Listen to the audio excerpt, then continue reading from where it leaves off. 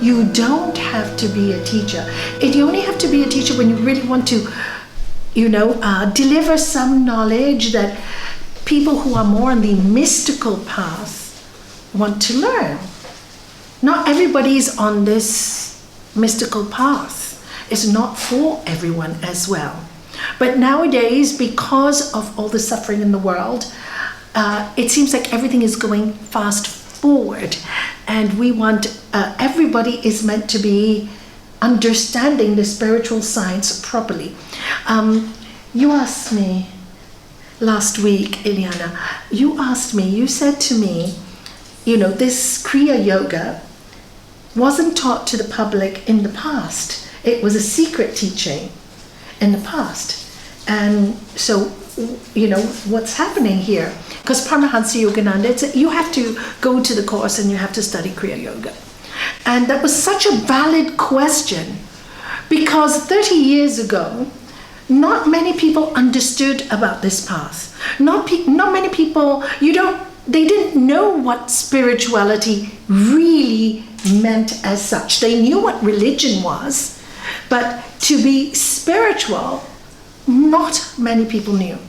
But because our world has progressed in such a way, and people have so much information now on chakras, on bandhas, on mudras, on kundalini, that if we don't give this information now, people can go the wrong way. Because kundalini is a really, really powerful energy, and it is one that belongs to all of us. It is the spiritual energy that lives in all of us. It is what we call the Holy Spirit, and it abides in each and every person. But like any energy, if you don't know what you're doing with the energy, it can cause a lot of harm. It can cause a lot of harm. You have to know what you're doing with this energy.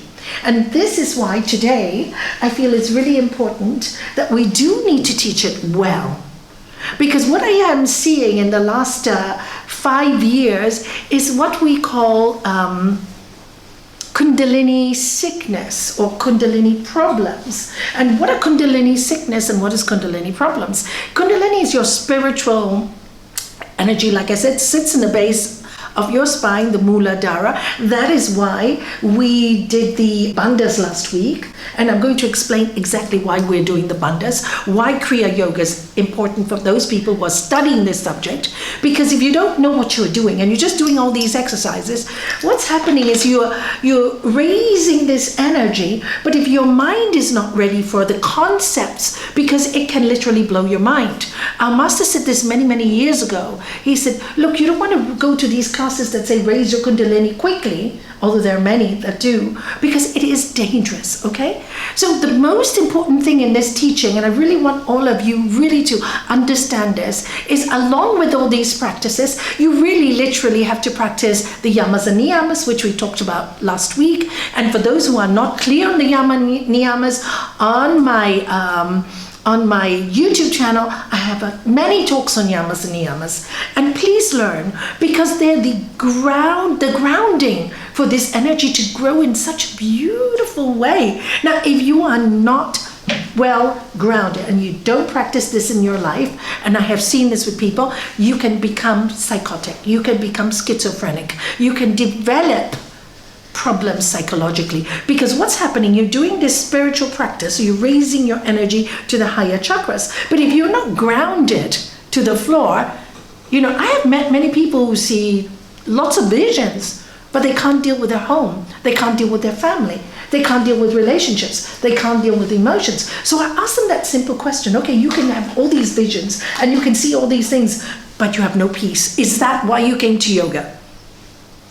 Please always make it simple, because if you go for the solid study, make your ground firm and make your goal peace, service, love, kindness, good. And service means not only service to the world, service to yourself as well. Because when you serve yourself, you're happy, and then you will serve the world. If you are full, you want to feed others. But if you are starving and you're thinking you're poor and you're not abundant and you are this, how are you going to serve anybody else? You're going to feel bitter and angry about it. So that bitterness and anger, no matter how much yoga you do, will only increase the bitter and anger. And I've met many people like this in my life. So this is why, to answer your question, which was brilliant, is why we teach Kriya Yoga to people who are firmly grounded in this field. And if you are not, go study.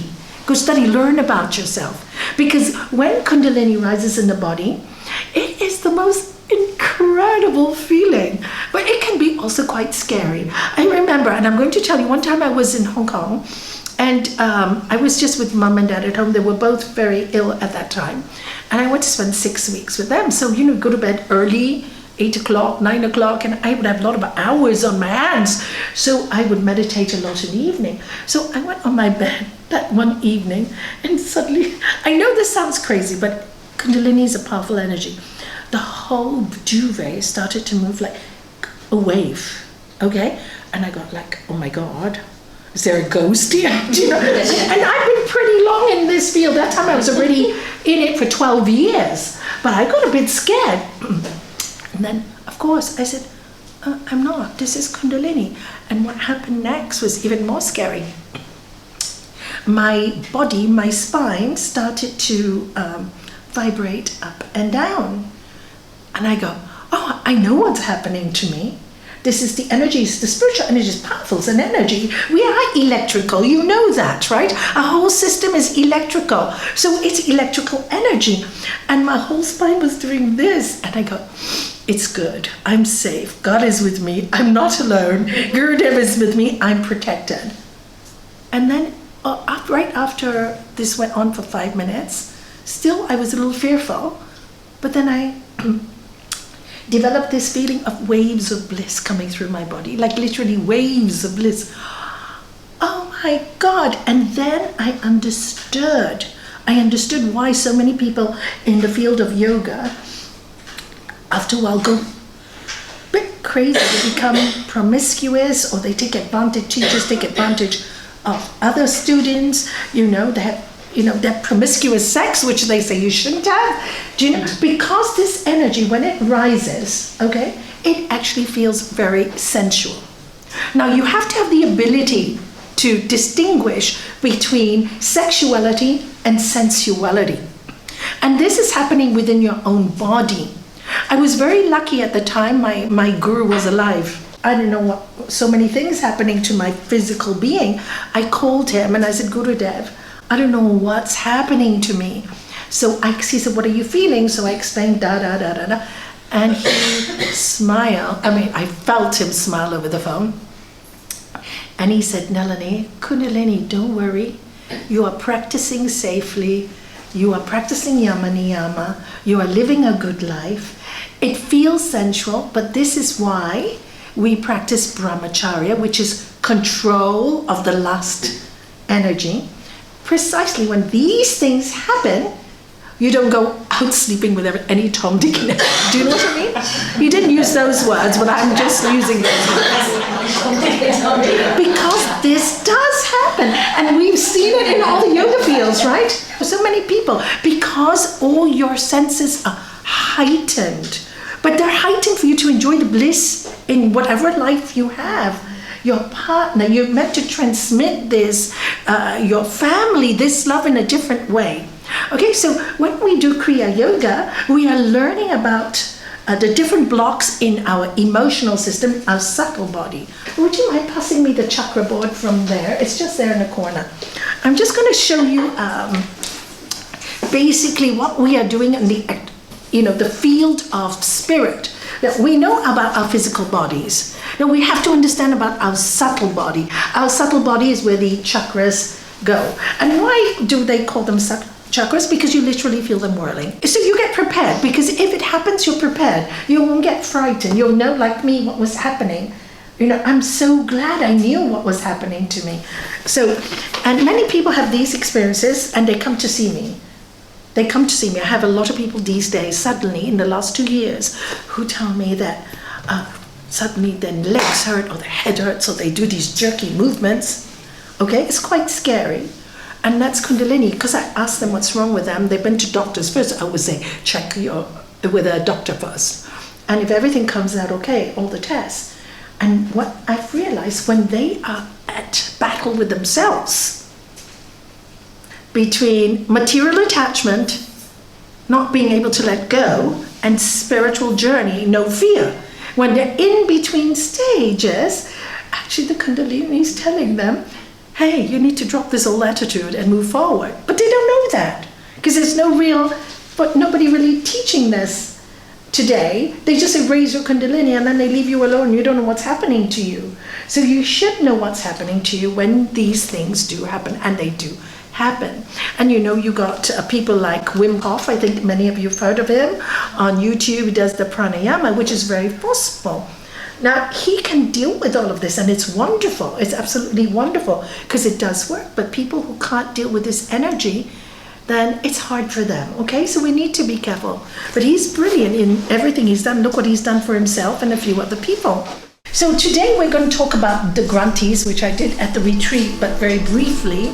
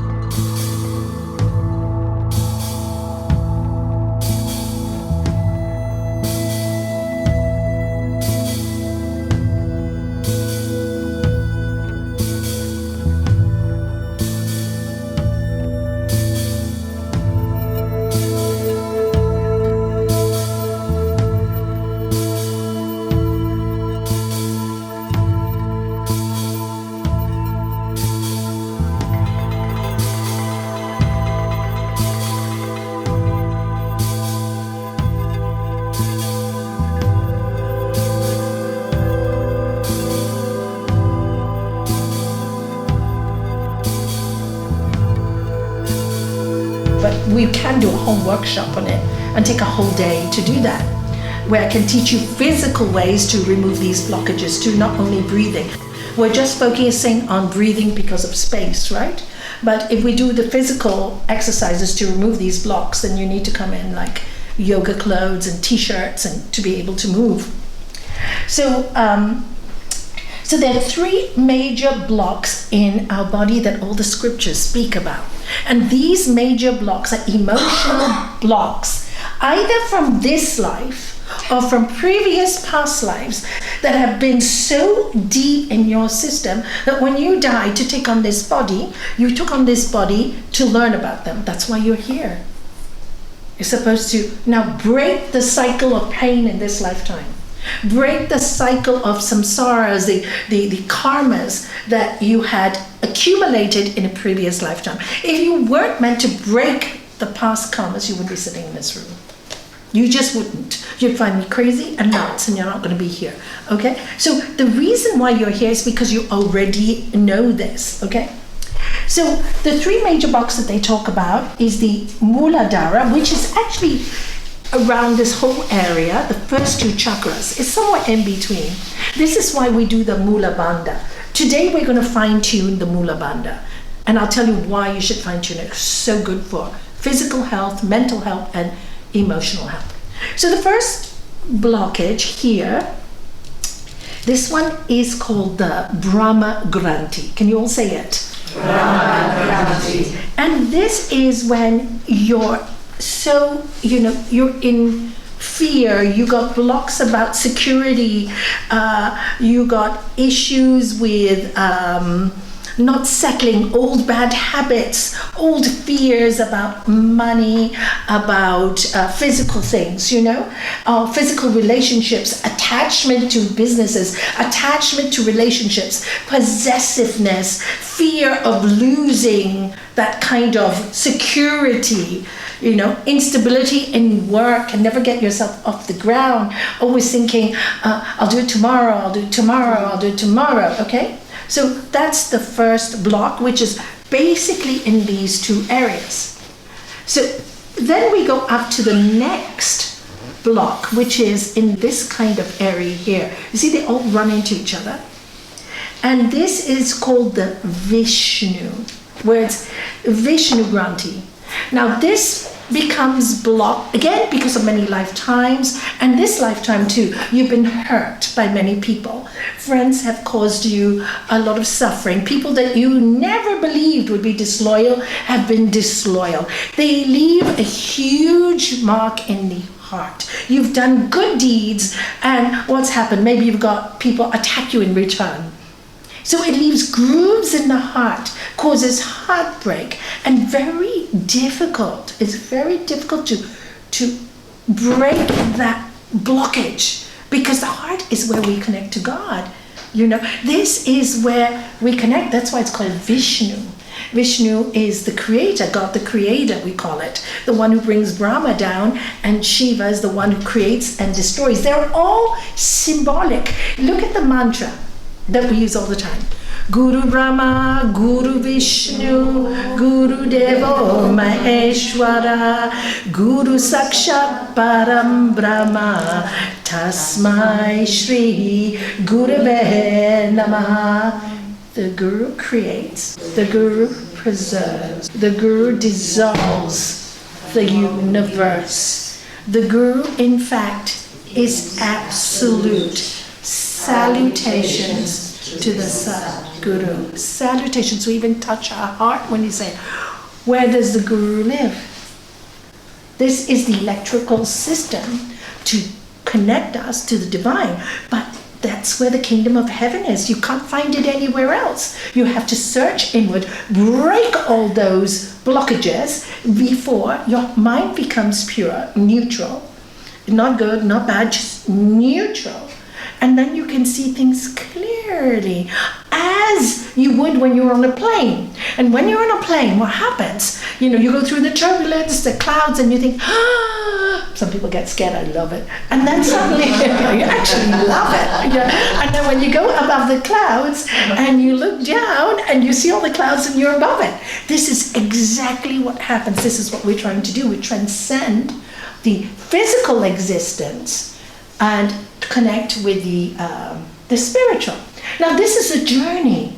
It doesn't happen in a day, and it shouldn't. Because if you get the current to move too fast, you're going to burn out. It's just like people who take too many jobs at one time, they burn out. Physically, mentally, spiritually, they just burn out. And the best cure for burnouts is actually to go for retreats for 2 months. We had somebody who came with a burnout business-wise, a lot of spirituality, too attached to business, etc., etc. Had a burnout, came here for a couple of months, just rested, just listened to talks, just read spirituality, and that's the best medicine, rather than taking antidepressants, okay? Many people are learning that this is the only real solid cure, because you have to cure inside out. But to really cure inside out, the most important thing you need to do is understand your body system, understand who you are and what your blockages are and where they are. Some people don't know. Many people come to me, don't know. But by just listening to their words, whether it's fear of losing a business or fear of not going forward in life, and then you know, okay, they got a real blockage here. And in the yoga therapy course, I will be teaching what to do to help them remove that block. Sometimes just by talking. Some people are very amazing. It's like they always knew this knowledge, because I just talk to them and tell them, go, oh, Nalanie, that's why I've got this pain here. And that's why I got problems with my ovaries or my womb, or men with my, that's why prostate cancer, or this is why. They know, why this is why I have hemorrhoids. People know. Some people get really, really clever, especially those who have done some study with the endocrine system. This is really important. If you haven't, I would like you to really start to just look at the endocrine system, because the chakras are connected to the endocrine system. All right? So no time to go in today, but it's an amazing system we have. It is so amazing. So the heart, when it's blocked, you can't. It's like a blockage in a pipe. You can't really be yourself. So you can meditate 10 years and you'll go say, I'm not getting anywhere, I'm going to give up. Never give up. Because even if you don't know about the Granthis, by just doing all the practices, the pranayama is most important, and some of the postures, the Hatha Yoga, and studying Raj Yoga, the combination, all three, realization will come by itself. I must tell you that because I was living miles away from my guru for years, right? I called him once a month when I had these kind of emergency crises. But otherwise, I had no teacher in Gibraltar in those days, nobody. So I had to depend on, I want to know if this is all real, this is all books. I don't want to read about it in a book. I want to know if it's real. Am I lying to myself? Is it just another idea? Is it just another thought pattern? Is it just an intellectual thing? No. I want to experience God in my own body. I want to know what it's about. I want to understand why I received this instrument. So I really, really practiced on my own and studied on my own, saw colors in my head my own. So, and they say everybody who does this will get the same experiences. But if you don't know what you are doing, and if you're angry and you have judgment, it can backfire and give you psychosis. All right? This is what I really want you to know. And I was speaking to somebody the other day that's not from here, and I was speaking to this person, and this person was telling me that he had a friend and that wasn't very well in a mental home. And same thing I've experienced with a few people. Because they believe now that they were God. So you find a guru within, God is within us, but you can never be God in this body. Do you understand that? It's a paradox, right? How can this body is limited? So this person says, I am God.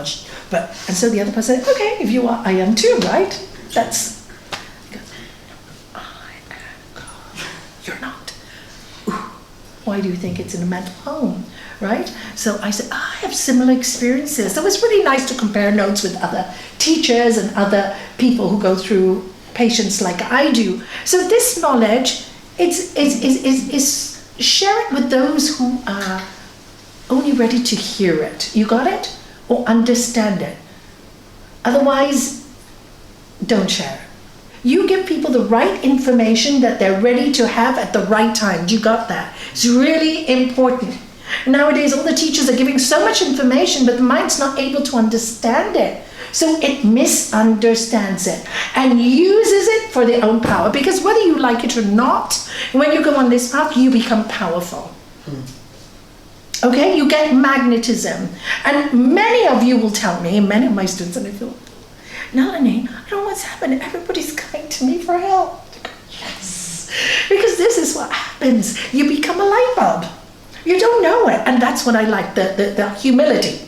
Because if you know it and you become proud, this is the third block. People who have spiritual knowledge and become so arrogant and proud. My way is the only way. I am the only teacher. You guys don't know anything. You better stay with me, because if you don't, you will go to hell. All this is where you get people. This is where cults start from. This is where spiritual practices go crazy. This becomes a power struggle and inevitably leads to a blockage back into the first grantee, which is Brahma grantee, because then they get attracted by all the money that comes in. So they get trapped again. And then, of course, they cause a lot of harm when people become disillusioned and they break people's heart. So really bad karma to do that. We're not here to do that. We're here to share love and kindness, and we want to be sensible about it. Do you understand that? So sometimes, people say, oh, no, you don't teach me everything, because it's not ready. It's not the time, but now is the time. Because there's so much going out there. You need to be prepared. And when it's prepared, it comes out like creative energy. People are singing and doing all the things that they're meant to do. Serving and charity, whatever your mission is. When Kundalini arises, you know your mission. Not only do you know your mission, you are thrown into the mission. You may not know that job is for you, but you'll be thrown. You can't help it. This is what happens. You can't help it. You have to. But I don't really want to do this job. Sorry, you've got no choice. People will start coming to you and ask you to do the job. And unfortunately, you'll be really good at it. So you can't run away from it. But it's a good thing. It's just accepting that this is the role that the divine has given you and you have chosen in this life to break all the knots, but to do it in such a beautiful manner. So this is the hardest one, because you will notice that many spiritual people or religious people, so sorry, forgive me, become very arrogant and they think they know it all and everybody else is below them.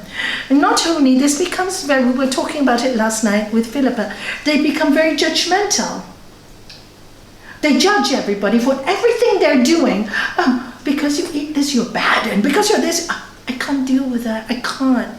We don't have the right, we don't know what people's path is. We can recommend healthy food and healthy diet and well-being, which is what we should do. Recommend healthy things, but never insult people for how they live their life. We do not have that right. And this is what we need to change, because nowadays everybody's becoming so diverse, if my way or no, no other way. Where is the yoga in it? Where is the truth is one part so many in it? It's not there anymore. Where is the love? There's no more love. There's just argument. We're not here to do that. Remember, we're to go above the clouds. So we're working with the three granties. They're the major emotional, physical locks that all of us face in this life. So we'll start with the first one, and that's why we do Mula Bandha, okay? Today we're going to do a little bit of spinal breathing to clear the area. And when we do Mula Bandha, I'm going to fine tune it today, like I said. What are we doing? Just to explain so you know. So Mula Bandha is the base lock or the anus lock, which is also bit in front perineum, okay? So we are holding the prana, we call prana, energy, life force, at the base of the spine. Then we inhale the prana. And then we hold the other, just imagine a pipe here. And then we do the stomach lift, which really starts from the Swadhisthana chakra into the solar plexus chakra. These three locks are called Maha Bandha. It's a great lock. So what do you do with it? You hold the breath at these three places, right? It's like holding all the prana in. Your digestive system is here, your heart is here, all your blockages are here. So what happens is you hold the breath for a little while, and you can hold longer after lots of experience. What happens when you breathe out, you're releasing the prana all the way upwards. You're not allowing it to go downwards. It's going towards your higher chakras and filling the entire body with a gust of oxygen. Because you're holding, anything you hold with pressure, like a pressure cooker, and then poof, right? So this prana is good and it goes into all your cells in the body. So what happens? You oxygenize all the cells in your body, and then it gives for good health, it gives for a glowing face. It helps the kundalini, it helps with pushing it, we're giving it help, right? To go past the blockages and get to a higher state of consciousness. And when you're in that quiet space, as you felt last week, all of you, when you're in that quiet space,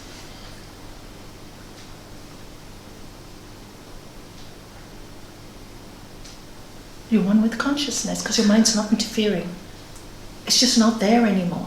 The mind is no longer there. And when you experience that, it's like, oh, this is, what a rest. Can you imagine how good for the body it is? How good for the mind it is, and how great that you're connected with consciousness, right? So this is why we do the three bandhas, and that's why they're so important. And you'll really want to do it, and how it helps your endocrine system. So people who are suffering from health problems, I mean, the bandhas will really help your health problems a lot. Today we're going to fine tune Mula Bandha first before we really go into, because then we'll practice one after another, right? So Mula Bandha, last week I told you, was the sphincter lock, the anus lock, right? Now, when you do the sphincter lock and you do you will feel also the front part where you go to pee, right? In ease of words. We'll call it the perineum, right? Will also slightly contract. So will you try that with me now? So you contract the anus muscles, and can you feel it slightly goes to the front? You can feel that spot there? Okay, now try both together now. Okay, great. Good. Can you feel it? Yeah. Okay, we just do one deep breath. I want you to practice it. Hold the breath there and then release the breath. So close your eyes, spine erect, hands on your lap. And if you want, you can do chin mudra, or you can have your hands just down like this or up. Inhale deeply, take a slow deep breath. Feel the abdomen expanding, the air going up. And now apply Mula Bandha. Feel it. Holding your breath.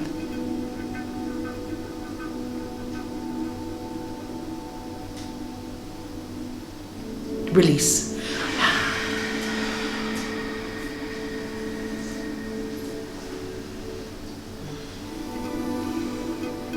Now inhale deeply. Feel the prana entering your nostrils, going up to the crown of your head, coming down the base of your spine, traveling downwards all the way to your coccyx. Hold the breath, Mula Bandha.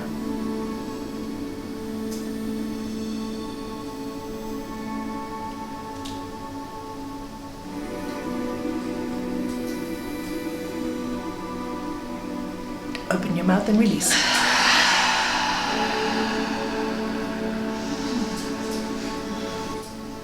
Now I want you on the next breath to notice if you feel any movement in that area, all right? Inhale. Feel the breath coming up the nostrils, crown of your head, down your spine, through the chakras, down to Muladhara chakra, Mula Bandha, and hold.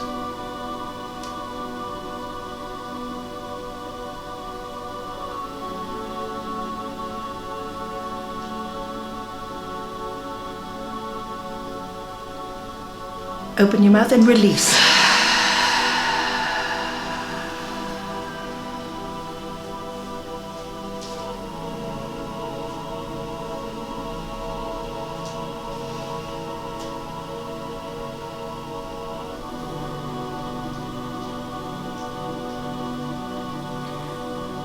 Inhale again, all the way to crown of your head, down your spine, to the coccyx, Muladhara chakra. And now imagine there, Muladhara chakra, and see a turning wheel, and feel safe. Repeat, I am secure in your mind. Open your mouth and release.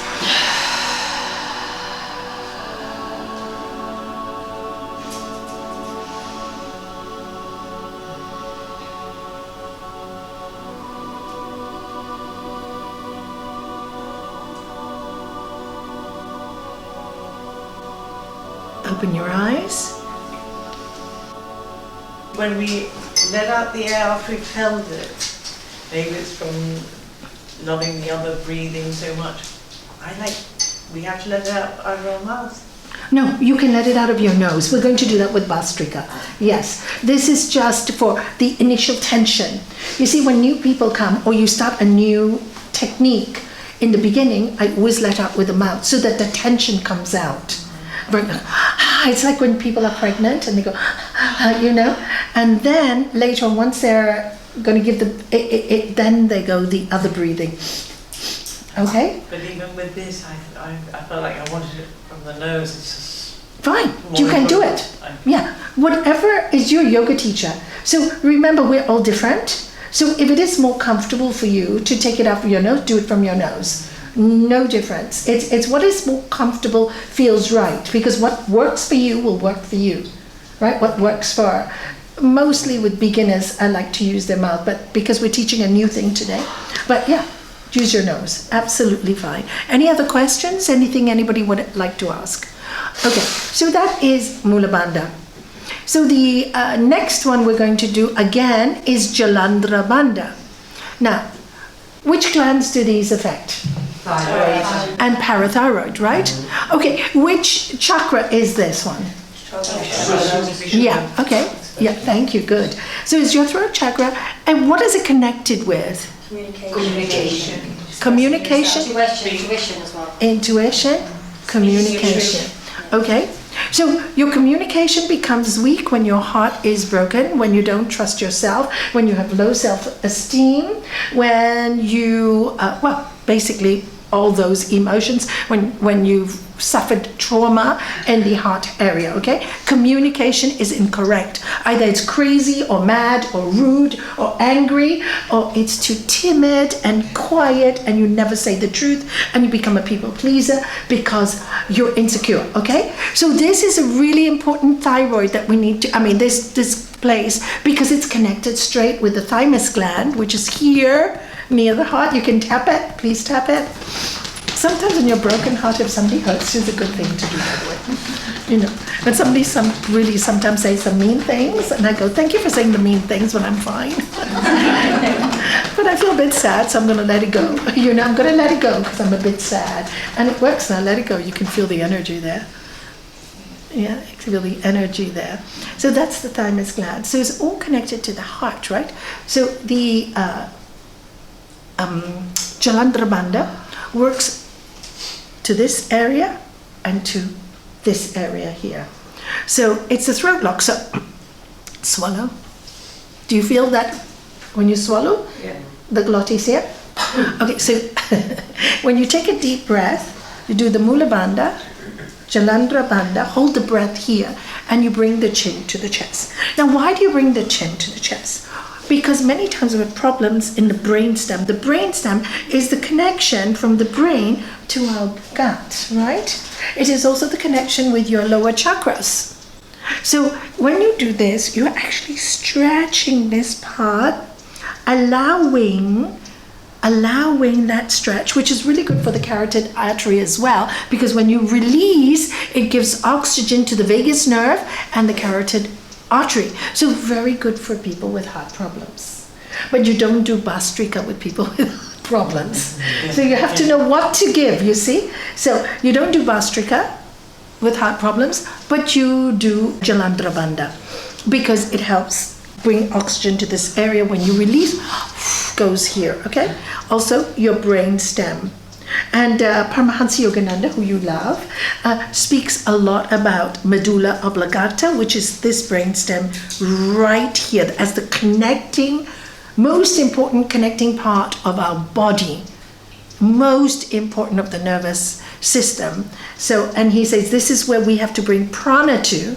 So that's why when you slump is not really good, it stops the prana. So what people who have kyphosis should often do is this. Often do this and breathe out. Okay, often.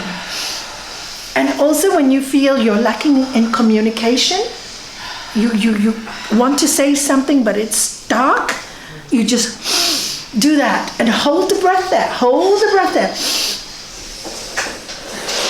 Chin to chest.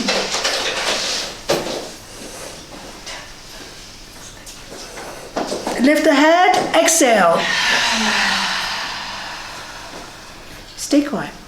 Notice the energy around the back of your head, around your back of your shoulders, and around your neck. And this is just doing it one time, okay? Now, if you know what you're doing, it's like everything else. You progress very quickly because you know what you're doing. You understand that. You understand you're doing it for your health. You're doing it for your spiritual health and for your body. You become your doctor. Okay? And then knowing is what makes you want to do it. And then you do it with the right intention of healing yourself so you can be a better human being. All right? So that is why we do this one. So now we're going to incorporate the two bandhas properly, not just quickly. So we'll just do the spinal healing again, breathing again. So if you all sit straight, thank you. Deep breath all the way down the chakras, right to the base of your spine, cleansing the entire nervous system. Mula Bandha, Jalandhara Bandha, chin towards your chest. Feel the stretch on the back of your neck, holding that beautiful prana.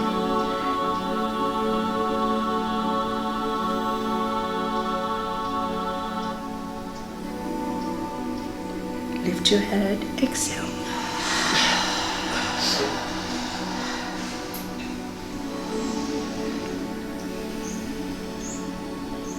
Notice your heart area.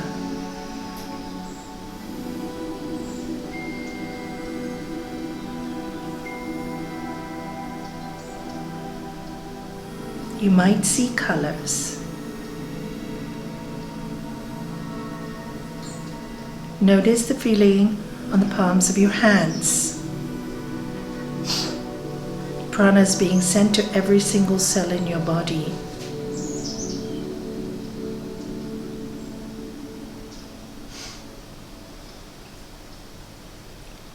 Open your eyes. And now we'll incorporate again Uddiyana Bandha. So now Uddiyana Bandha, now we're talking about the sacral chakra. So if you can just it's between the perineum and your sacral chakra. So if you can just touch this point in your own body right here. Stand up, it's easier for you to see. Right here. Inhale in and bring the stomach up. It's like you're rolling the stomach up. So do you feel there's a contraction in all that area, okay? And you'll feel it here in the solar plexus, really quite sharply. And this is really good, release.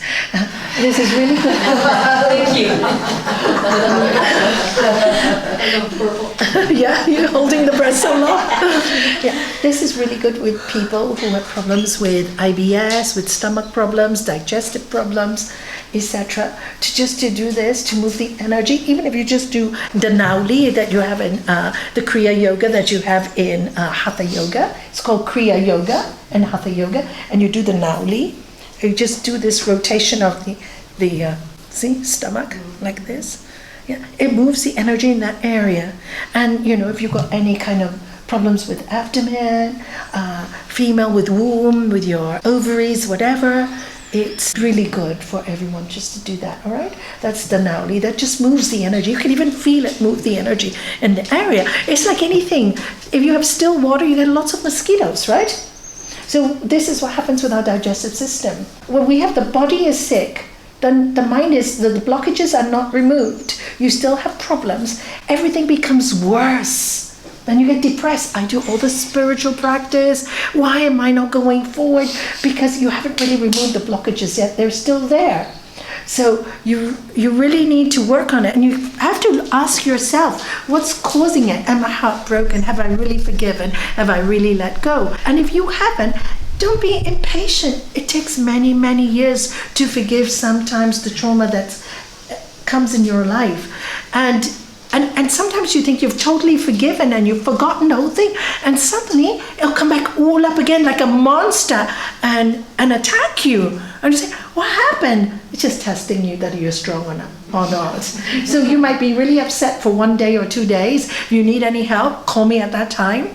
And after 1 or 2 days, you go back to your strength again. Because once you've got that strength and you keep practicing, you can never lose it. Only you can lose it if you stop, start. But, I'm not saying you have to do so many practices in a day, but I'm saying whenever you remember when your body's unwell, before it gets sick, let me apply the bandhas. Let me do the breathing today. Let me this whole week do the breathing. At least you're helping yourself. Bring new prana into the body because oxygen heals the body. So it's really, yoga practices are really good for this. And then you do this, I release the need to have this virus in my body. Thank you. What do you have to teach me? I accept you, I release you. Because you cannot release if you don't accept. Accepting pain for purification, we talked about it last week. You see? You can't. You have to accept before you can release the pain. So please, and this is a process. This is a process. It doesn't happen overnight. So, but know one thing, every day you get better and better and better and better. You may not see it, people around you will tell you. And that's the idea, to do your own mission in your own life, in your own way. And yes, problems will come. And yes, you'll be tested, but you'll be strong enough to get through them.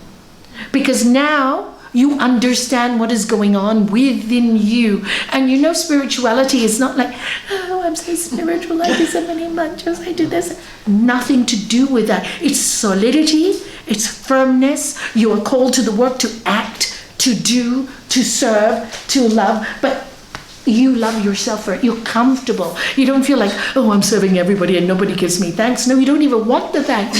It's enough that you're doing it. Wow, you go, thank you, God, for this great gift of service. And, when you're tired, you'll say, I'm tired. It's no big deal. You'll just do it. But sometimes it's hard to say that because you want to love so much that you can't even hold yourself back. So this is how you feel. It's not an anger. You're not doing anybody any favors. It's like you've been told this is your mission no matter what. And it's so nice to know what your mission is in life. And Kriya Yoga is to do that, to get you to clean out all the old so that you know your mission in life and live a good life. Simply live a good life. Nothing more. Do you know when you've got the right combination, you know you got it right. You look after yourself.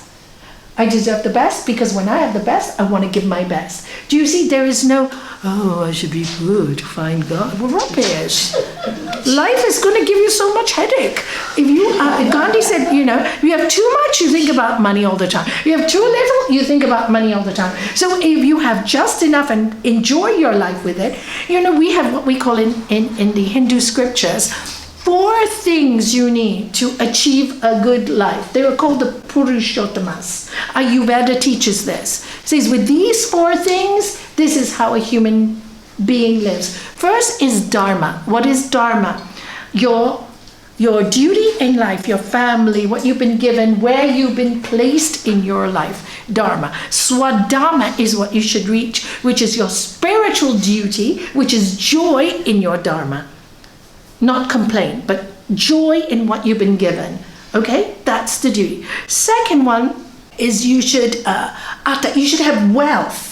Why? Wealth meaning, I'm not talking about greedy, enough so that you don't have to beg, steal or borrow. You can just enjoy it and share it. You can share it. You can share it because you have it, you can share it. You feel happy to share it. You know that the end result is death and you can't take it with you. So you enjoy it for yourself and you share it with others. And then you have to have love, because without love, nothing is of value. Nothing is of value. You can have everything, but without love in your life, you're empty. You're an empty shell. And then the final one is moksha, freedom. This is where the spiritual teaching comes in. Freedom for all the attacks that people attack you. Freedom from all the grantees, the locks, the blocks in your body.